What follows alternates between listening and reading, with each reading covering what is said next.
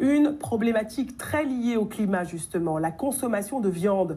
Les associations qui œuvrent pour l'environnement appellent à en manger le moins possible, y compris pour préserver notre santé, quand à l'opposé, les éleveurs soutiennent l'inverse. Alors, qui croire? Élément de réponse, Anthony Després, Giodis Delsar, Rosalie Floutier, Linda Kerfa et Hélène Camille.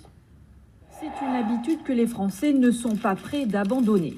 Dans cette boucherie, il y a les inconditionnels. Je suis un gros mangeur de viande, au moins 3-4 fois par semaine. Et les mangeurs occasionnels. Par moment, en fait, quand on en a envie. Les Français sont des amateurs de viande. 9 sur 10 déclarent en cuisiner au moins une fois par semaine, mais près d'1 sur 2 dit aussi en manger moins.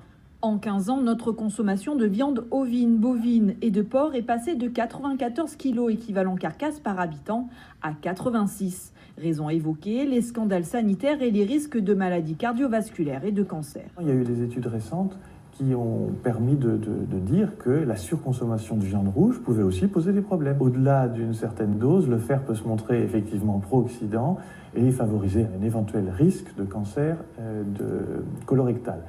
Mais là encore, ça doit être abordé de manière très, très calme et scientifique, à savoir, sans le fer, il n'y a pas de vie non plus.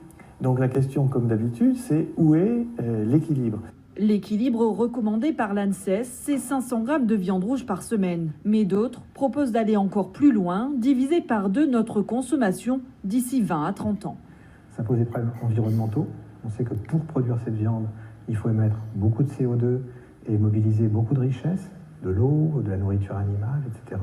Cette production et cette consommation de viande ne sont soutenables ni pour notre santé, ni pour notre environnement. L'objectif, c'est d'inverser le ratio de protéines animales et végétales dans notre assiette, soit une alimentation où 60% des protéines seraient d'origine végétale.